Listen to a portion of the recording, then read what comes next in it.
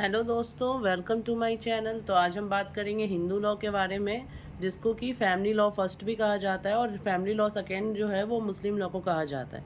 तो हम हिंदू लॉ के अंदर आज जानेंगे कि हिंदू होते कौन हैं और कैसे प्रूफ कर सकते हैं कि वो हिंदू हैं।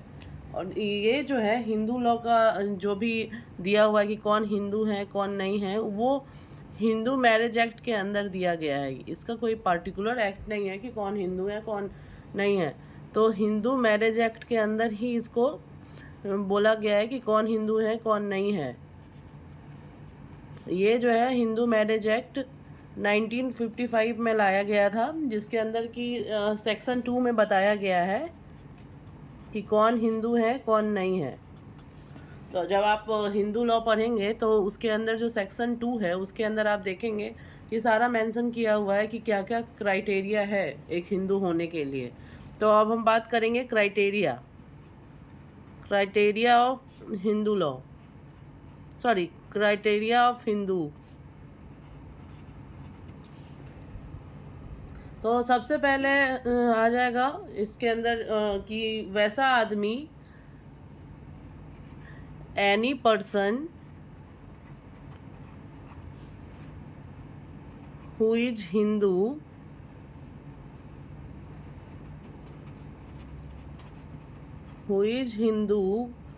जैन, सिख और बुद्धिस्ट बाय रिलीजन,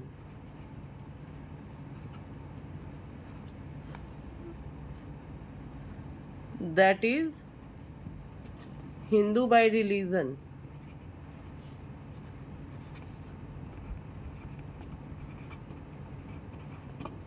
या इसको आप ऐसे भी बोल सकते हैं कि वैसा पर्सन जो कि हिंदू है, रिलीजन के थ्रू वो हिंदू है। तो आप इसमें पहला क्राइटेरिया क्या आ गया कि any person who is a Hindu, Jain, Sikh और Buddhist by religion, that is Hindu by religion. मतलब कि वैसा इंसान जो कि हिंदू है, जैन है, सिख है और बुद्धिस्ट है, वो रिलीजन के थ्रू, तो वैसे लोग हिंदू कहलाते हैं धर्म के अनुसार। तो दूसरा क्राइटेरिया क्या है, दूसरे क्राइटेरिया के बारे में हम बात करते हैं। तो दूसरा क्राइटेरिया आता है कि any person who is born of Hindu. मतलब वैसा है, इसमें क्या आ गया कि बर्थ के हिसाब से ही आ गया। Any person who is born of Hindu parents, मतलब वैसा व्यक्ति जिसको कि हिंदू पेरेंट्स ने जन्म दिया है। या फिर इसमें एक चीज़ और है, इसको ऐसे भी पढ़ सकते हैं कि और वन ऑफ योर पेरेंट्स, और one of your the parents is Hindu. मतलब इसका मतलब ये हुआ कि एक वैसा आदमी जो कि हिंदू पेरेंट्स के थ्रू बॉर्न होता है, या फिर उसके दोनों में से एक पेरेंट्स मतलब माता और पिता है, उन दोनों में से एक जो है वो हिंदू है या एक नहीं है, तो वैसे में भी वो हिंदू ही कहलाएगा। तो वह या फिर हिंदू है, जैन है, सिख है, बुद्धिस्ट है।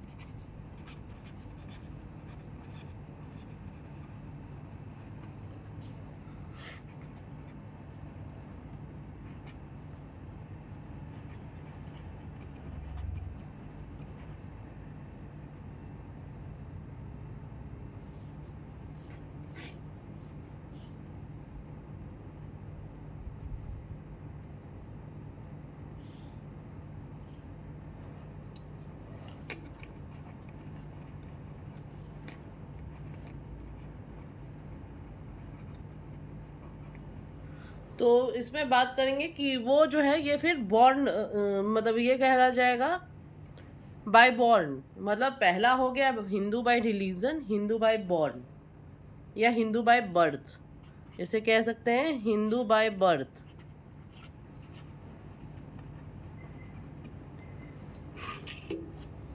तो हम क्या क्या क्राइटेरिया पढ़ लिए, पहला पढ़ लिए कि वैसा आदमी जो कि हिंदू या जैन या सिख या बुद्धिस्ट बाय रिलीजन है तो उसको हम लोग हिंदू कहेंगे, और जो नहीं है उसको हम लोग हिंदू नहीं कहेंगे।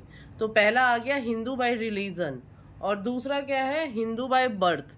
दैट मीन्स कि वैसा आदमी जो कि जिसके पेरेंट्स हिंदू हैं, या फिर जो हिंदू पेरेंट्स के द्वारा जना गया है या पैदा किया गया है, या फिर दोनों में से एक पेरेंट्स, या तो माता या तो पिता, दोनों में से एक पेरेंट्स आपके अगर हिंदू हैं, जैन हैं, सिख हैं, बुद्धिस्ट हैं, तो वो क्या कहलाएगा कि वो हिंदू बाय बर्थ है, या वो पैदा ही हुआ है हिंदू घर में तो वो हिंदू है।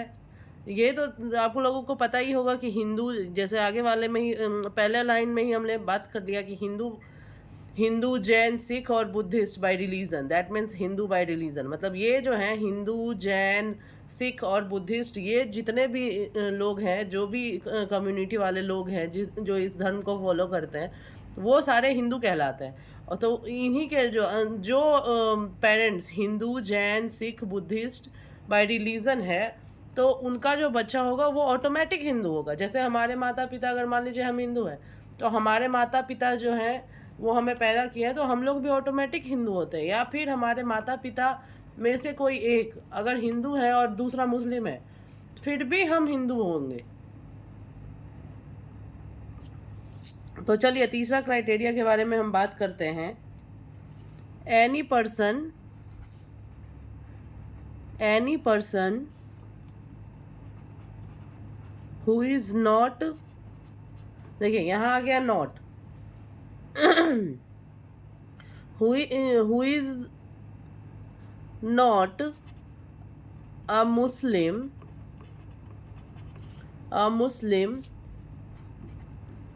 Christian,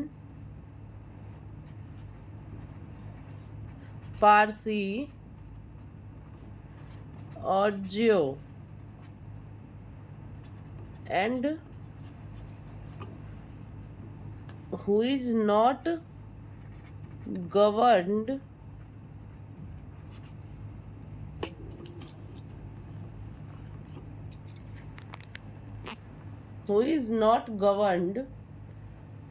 by any other law।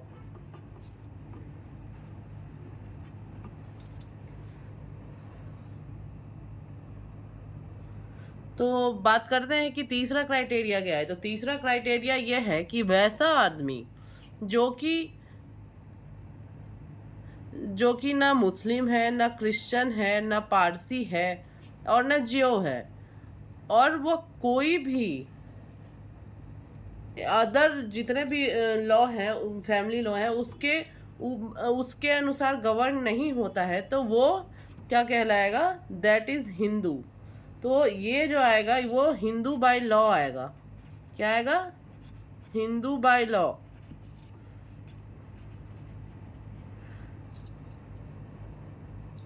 वैसा व्यक्ति जो कि ना मुस्लिम है, ना क्रिश्चियन है, ना पारसी है, ना जियो है, तो और ना ही वो किसी और फैमिली लॉ या कोई अदर लॉ के साथ गवर्न होता है, या उसके वैसे व्यक्ति के ऊपर ना दूसरा लॉ लागू होता है, तो वैसा जो आदमी है वो क्या कहलाएगा, हिंदू कहलाएगा।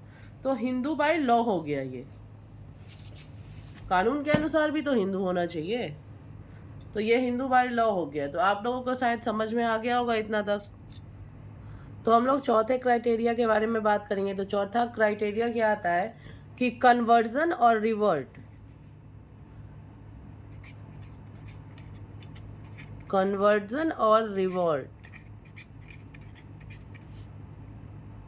तो इसमें वैसे आदमी आते हैं जो कि या तो दूसरे धर्म से कन्वर्ट होके हिंदू बनते हैं, या फिर वो पहले तो हिंदू थे, फिर वो दूसरे धर्म में चले गए और फिर वापस से हिंदू बन गए। तो या तो कन्वर्जन या रिवर्ट, मतलब या जैसे आप बात करते हैं ना कि हाँ ये चीज़ ऐसे कन्वर्ट कर दिए या उसको बदल दिए, फिर वापस से उसकी पहले वाली स्थिति में ले आए, तो वो रिवर्ट हो गया। तो कन्वर्जन और रिवर्ट, तो बात करेंगे कन्वर्जन का।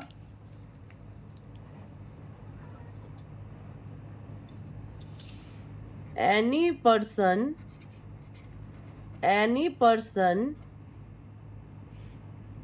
who has converted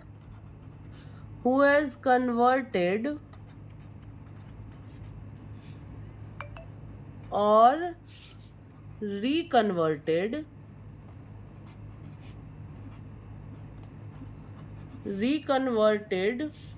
to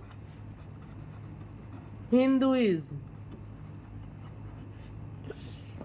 वैसा आदमी जो कि या तो कन्वर्जन के थ्रू जो कन्वर्ट हुआ है दूसरे धर्म से हिंदू में, या फिर वैसा आदमी जो कि रिकन्वर्ट हुआ है, जो पहले हिंदू था और मुस्लिम बन गया या फिर दूसरे धर्म में चला गया, वो वापस आ गया हिंदू में, तो वैसे लोगों को भी हिंदू ही कहेंगे. Who are Hindus?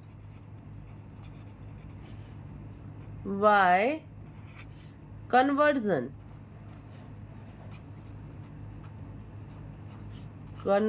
और रिवर्ट. और पांचवा क्या आएगा?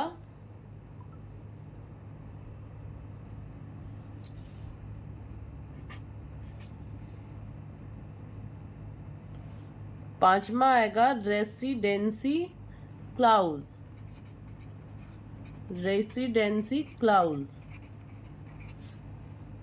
तो रेसिडेंसी क्लाउज का मतलब वैसा वो हुआ कि वैसा पर्सन जो कि रह रहा हो, ना तो हिंदू वो वैसा आदमी जो कि इंडिया में रह रहा हो, ना तो मुस्लिम के घर में, ना क्रिश्चियन के घर में, और ना पारसी के घर में, और ना जियो के घर में धर्म के अनुसार, तो वैसा आदमी प्रूफ होता है कि वह हिंदू कहलाता है, या फिर दोनों या फिर किसी भी धर्म के अनुसार वो फॉलो नहीं कर रहा है, किसी और धर्म के अनुसार, तो वो जो है वो भी हिंदू ही कहलाएगा.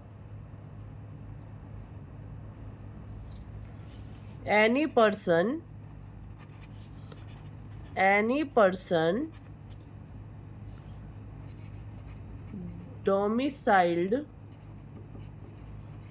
domiciled in India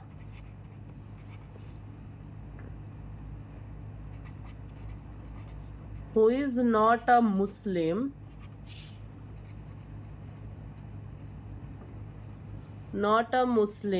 Christian,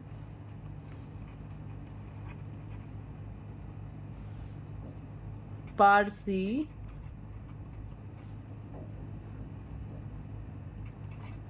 और Jew by religion,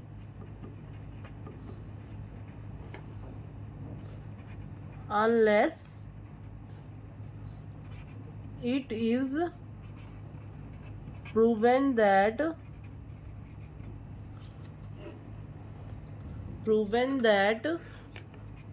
they are not governed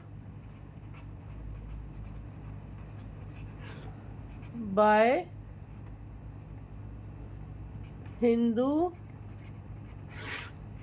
law.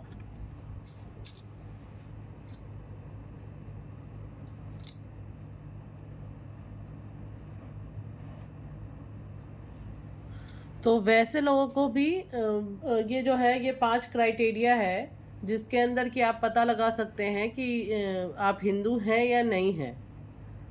तो ये क्राइटेरिया हुआ हिंदू लोगों का. तो अब आपको आज समझ में आ गया होगा कि हिंदू लोगों के क्राइटेरिया के बारे में आप लोग जान गए होंगे. तो नेक्स्ट क्लास में हम नेक्स्ट टॉपिक पे बात करेंगे. तो आज के लिए इतना ही. Thank you so much.